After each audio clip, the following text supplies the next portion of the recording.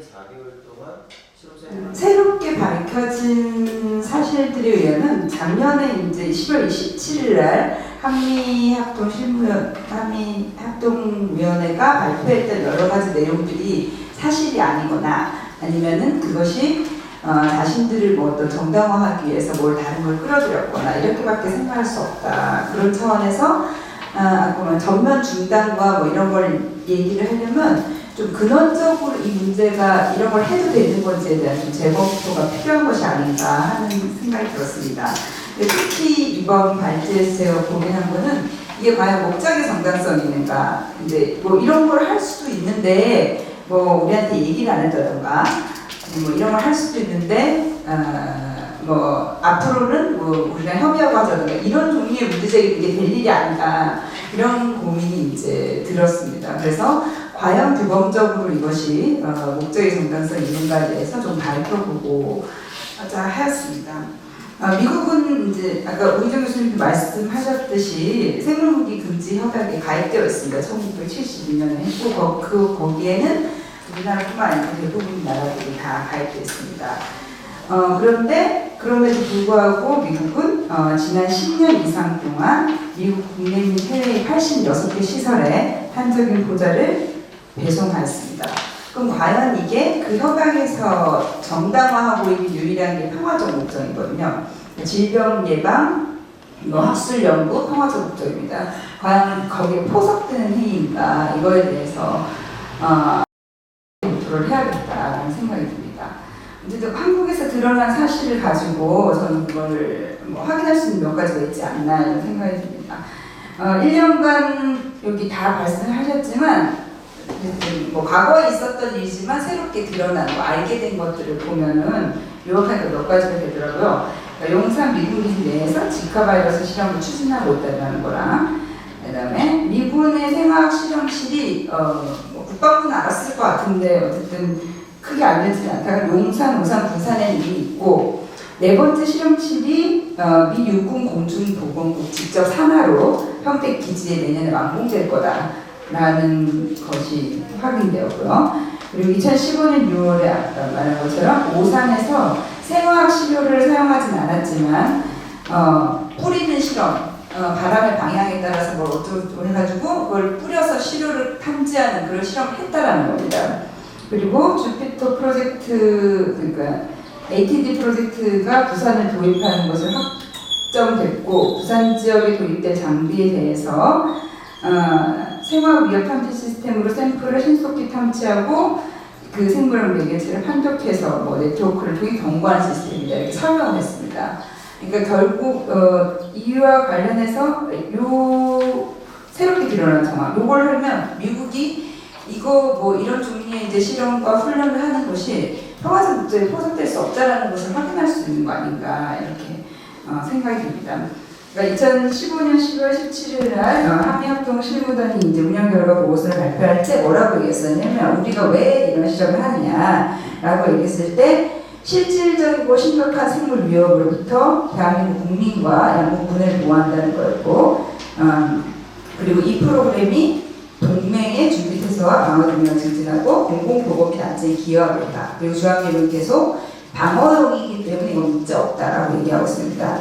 근데 당시 발표를 통해서 확인한 것 중에 제일 충격적인 거 하나는 저는 그렇게 알고 있습니다. 당시 그 한미합동 실무단이 이 사건을 해결하기 위해서 어떤 뭐 조사를 하고 이렇게 하는 실무단인 줄 알았죠. 근데 실제로 발표한 거 보니까 이름이 한미생물방어 협력에 관한 합동실무단이었어요. 이 사건을 해결하거나 조사하거나 이런 게 아니고 어떤 지금까지 오랫동안 무슨 프로젝트 생물방어 협력이라는 그 실무단 내에 포섭되어 있는 것이었죠. 그러니까 이 탄저균 반입 훈련이 그러니까 이명환 선생님이 말씀하신 것처럼 현미 생물방어 작전 훈련의 일환이었다. 이런 것도 이제 알게 되었죠. 그리고 주한미군은 앞으로도 이것을 계속 반입할 것이다라고 명시적으로 얘기했습니다.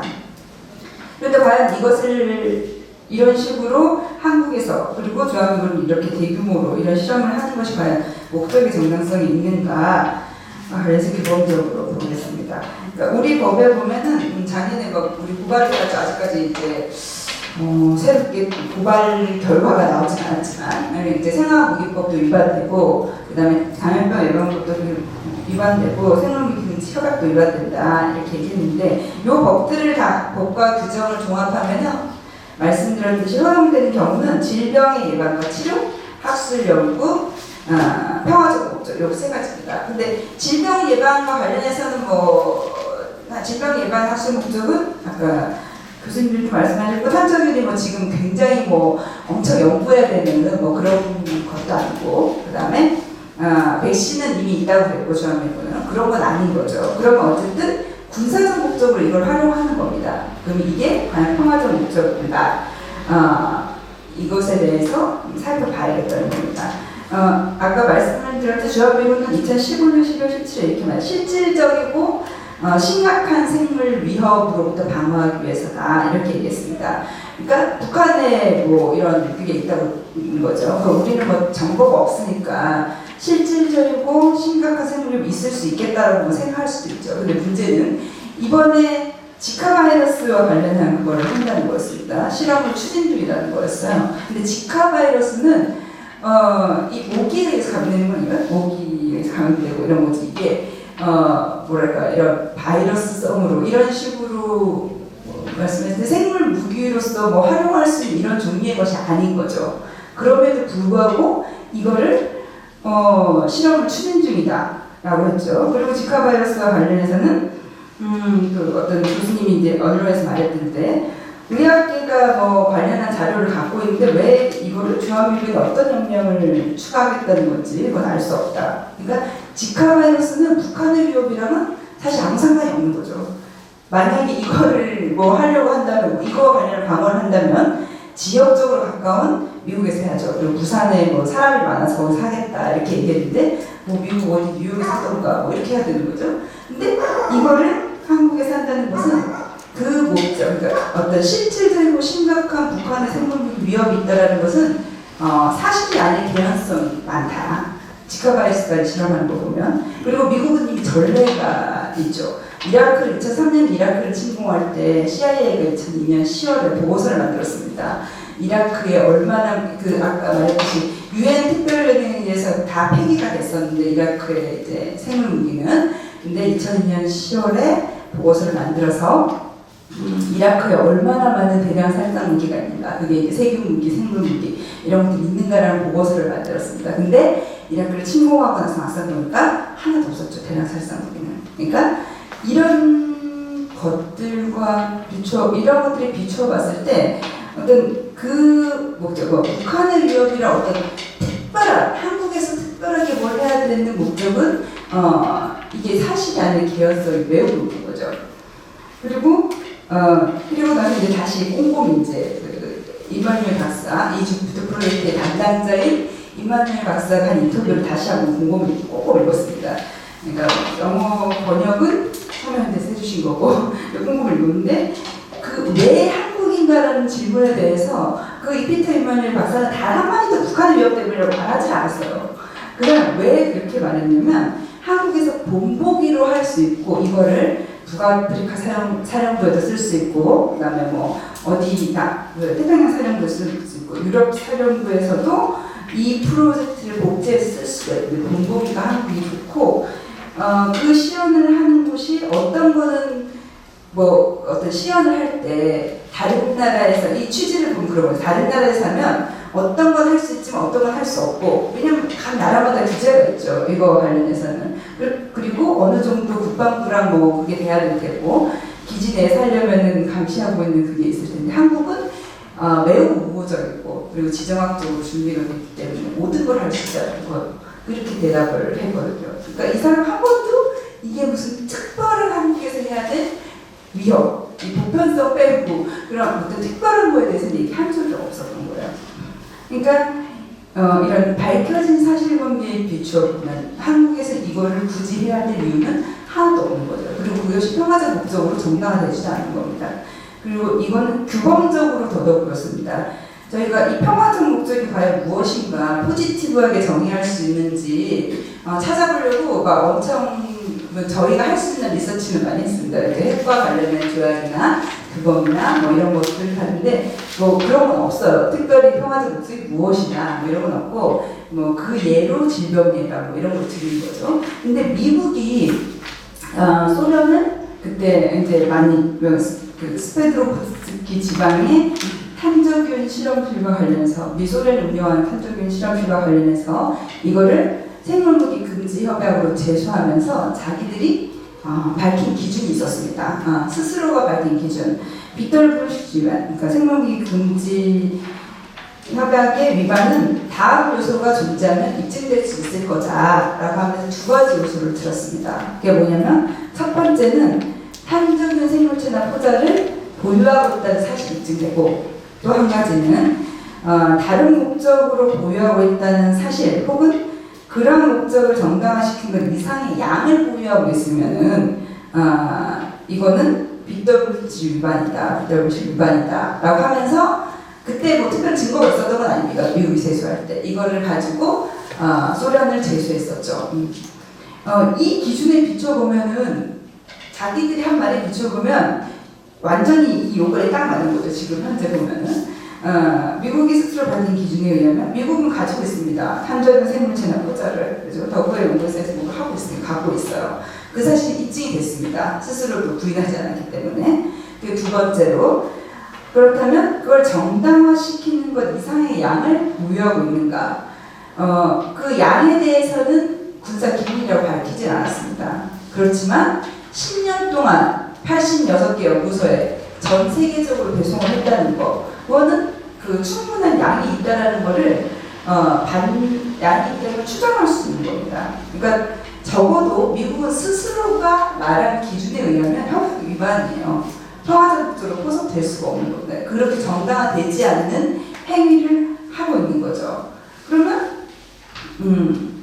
그렇죠. 그렇다면 미국이 하고 있는 이 행위에 대해서 우리는 한국에서 하고 있는 것이 문제다. 그리고 미국이 하고 있는 어떤 행위 자체가 도저히 정당화될 수 없다는 얘기를 많이 해야겠다. 그리고 이것을 근데 이 국제관계라는 게 힘의 관계에 좌우되기 때문에 이것에 대해서 어떻게 할 수 있을지 모르지만 어쨌든 적어도 BWC에 미국이 하고 있는 이런 행위가 협약 위반이라는 의견 제시라든지 이런 것은 해야 되는 거 아닌가. 그리고 여기에 대해서 우리가 많은 문제 제기를 해야 되는 거 아닌가 하는 고민이었습니다. 그러니까 목적이 정당성이 없기 때문에 그 어떤 것도 정당화되기 어렵다라는 얘기를 할 수 있어야 되는 거 아닌가. 왜 미국은 아무렇지도 않게 자기들이 하면 안 된다는 얘기를 본인들이 하는 거와 관련해서는 아무 말 하지 않는가. 이 이중성에 사실 무척 분노스럽습니다. 그렇다면 그리고 나서 이제 또 그걸 이제 과거의 행위가 그렇다면 법 위반 사항이 있는가 관련해서 또 다시 한번 봐야겠다 이런 생각이 들었습니다. 합의약품 실무단은 9년 결과 보고서를 발표하면서 자기들이 소파도 위반한 게 없고 그리고 이 탄저균, 사균화된 탄저균, 비활성화된 탄저균은 고위험 병원체가 아니기 때문에 국내법도 위반한 것이 없다. 그리고 혹시 반입 통보 절차를 가져왔다고 하더라도 이 사건은 그 사균화된 탄저균에 대한 과학적 문제이기 때문에 크게 결과가 달라지지 않았을 것이다. 이렇게 발표를 했죠. 자기들 문제와 관련해서 자기들이 아무 문제가 없다. 뭐 이런 결과를 발표한 거죠. 그 자체로도 좀 억울한설이지만 이것이 거짓말이다. 이것이 규범적으로 전혀 맞지 않는 얘기다라는 거에 대해서 우리가 다시 한번 확인할 필요가 있겠다라는 겁니다. 특히 새롭게 밝혀진 사실과 관련해서 몇 가지 보면은 이 실험실 밖에서 시료를 뿌리는 실험을 했다는 거죠. 만약에 아무 일이 없었을 걸 했겠죠. 그죠?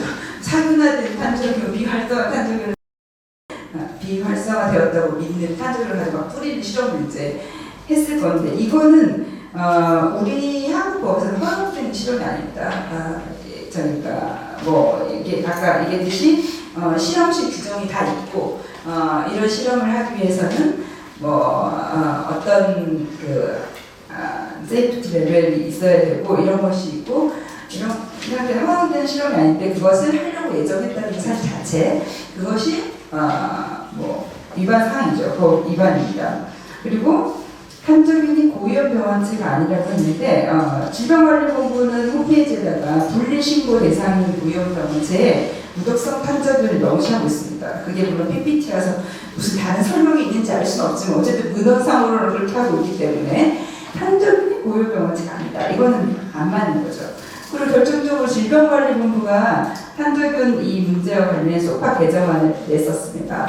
멤버가 있는데 거기에다가 특별히 강조를 했어요. 한국의 감염병 예방법에서 지정한 고위험병원체에서 가로에서 사균 포함 이렇게 들어갔습니다. 그러니까 사균이 고위험병원체에 해당되지 않는다고 하는 위험성을 그렇게 해석하면 안 된다. 혹은 그렇게 해석하는 것의 위험성을 질병관리본부가 스스로 밝힌 거죠. 그런 차원에서 고위험병원체, 탄저균이 고위험병원체가 아니라서 문제가 없다라는 것은 맞지 않는 얘기입니다. 그리고 고위험병원체가 이제 고위험병원체라는 거에 대해서 정의 규정에 안 맞죠. 정의 규정은 어쨌든 위험한 거를 말하는 건데 미국 검토위원회의 유일한 결론이 탄저균은 특히 죽이기 어렵고 방사선 처리된 균은 시간이 지나면서 스스로 손상된 상태를 회복할 수 있음 이렇게까지라고 자기가 적었습니다. 그럼 그래놓고 이게 안 위험하다 이렇게 말하는 거는 이게 어불성설이죠. 그리고 만약에 진짜 안 위험하면 어떤 홈페이지 제가 이거 이 27페이지 사진이 이제 이마누엘 박사 인터뷰에 참고 사진으로 돼 있는 건데 탄저균 실험이 안 위험한데 왜 이렇게 방제 꽁꽁 해가지고 도저히 이게 할 수 없는 걸로 해가지고 실험하는 장면들이 사진들이 막 여러 가지가 있거든요. 안 위험하면 이렇게 할 이유가 없죠.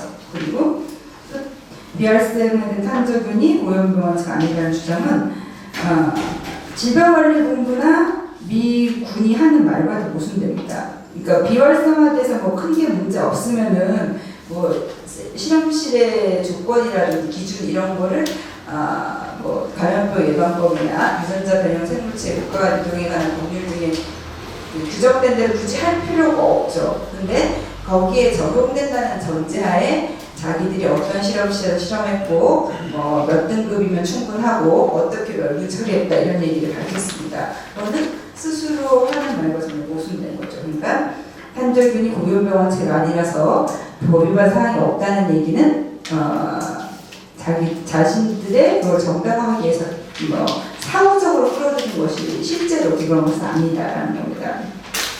그러니까 결국에 주한미군이 탄저균 이용해서 실험하거나 훈련하거나 이런 것 자체는 목적의 정당성이 없고, 그러니까 그게 무슨 평화적 목적으로 정당화될 만한 아무런 근거가 없고, 그리고 그 자체로 목적의 정당성이 없으면 감염병 예방법도 적용 안 되거든요. 감염병 예방법은 그게 학술연구 목적으로 할 때 적용되는 것이기 때문에 들여올 때 아무 말도 안 하고, 그리고 실험할 때 안 하고, 그리고 보존을 어떻게 하고 있다는 거에 대해서 아무 말도 하지 않고, 이런 과정이 전혀 없는 것 자체가 바로 법위반입니다. 법위반이고 처벌돼야 될 사항이죠. 한국에서는 엄히 처벌해야 되는 그런 사항입니다.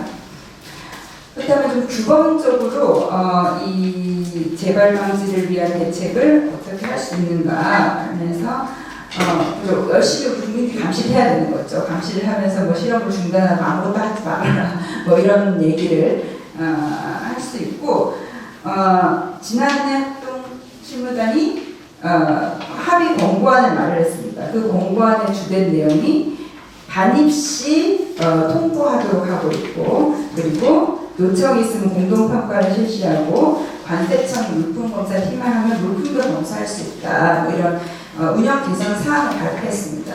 그런데 이 밝혀진 사실관계에 비추어 보면 이걸로는 해결이 안 되는 거죠. 그러니까 예컨대 우리 수입 신고서에도 버젓이 써 있었어요. 거기에 저희가 정보공개 청구에서 확인한 거 보면 주한미군 수입 신고서에 보면 거기 탄저균, 그다음에 패스트 이렇게 다 써 있었습니다. 근데 이게 주한미군용 수입 신고서라는 이유로 여기에 대해서 어떤 통보도 하지 않았고 어떤 물색도 하지 않았던 거고, 그리고 그걸 그렇게 들여와가지고 무슨 실험을 하는지와 관련해서는 또 협의를 안 해도 되는 거예요.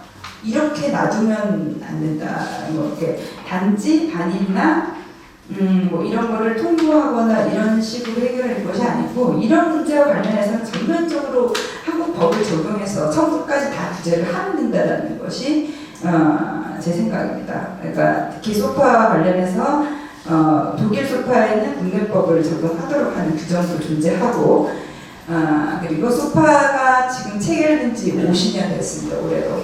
근데 이 소파가 체결될 때 인식이라는 것은 한국이 너무 뭐랄까 이렇게 사법적으로 막 수준이 낮고 뭐 이런 인식에서 이 틀이 마련된 거거든요. 근데 이 틀을 그대로 둔 상태에서 자꾸 예외를 규정하는 방식으로는 이런 건 통제할 수가 없다. 새롭게 발생하는 환경 문제나 이런 식으로 목적의 정당성이 없는 생물무기와 관련된 훈련을 하는 거 이런 건 전가하기 어렵다. 그러니까 전면적으로 한국법의 규제를 받도록 하는 것이 타당하지 않는가 생각입니다. 그리고 최근 경기도 의회에서 이제 평택 주민분들이 열심히 하셔서 조례 형식으로 중앙일본 기지 공여구역에 무언가 들어올 때 어떻게 해야 되는가 하는 조례도 입법 예고가 됐는데요. 이런 식으로 지방자치단체가 국민들의 보건 안전과 관련된 문제에 대해서 지속적으로 문제하는 것도 굉장히 중요한 일이겠다라는 것입니다. 마무리하면 이 문제가 보편적으로 허용될 수 없는 문제라는 거에 대해서 어떤 식으로 문제되게 할지 지속적으로 고민을 해나갈 생각입니다. 그러니까 뭐 BWC의 의견을 달라고 하는 거 이게 국제적으로 여러 군데 저희가 사실 의견을 구하려고 노력을 해봤었습니다. 이게 되는지 안 되는지 어떻게 생각하는지. 근데 이제 이런 문제와 관련해서는 한국 사례 같은 경우가 굉장히 드물고 뭐 이것이 뭐 어떻게 해야 될 것인가 관련해서 하여튼 교류를 하기 굉장히 어려운 영역이 존재하더라고요. 그래서 지속적으로 좀 연구를 해 나가야 되는 그런 문제가 있고 근데 이번 사건을 계기로 하고 소파의 틀을 완전히 새롭게 짜는 좀 그런 계기가 됐으면 좋겠다. 50년 전에 만든 그 틀로 이 주한미군과 한국과의 관계, 그러니까 주권 문제와 평화 문제를 정립하기가 어렵다. 완전히 틀을 새롭게 짜는 그런 계기가 되었으면 좋겠다라는 생각입니다.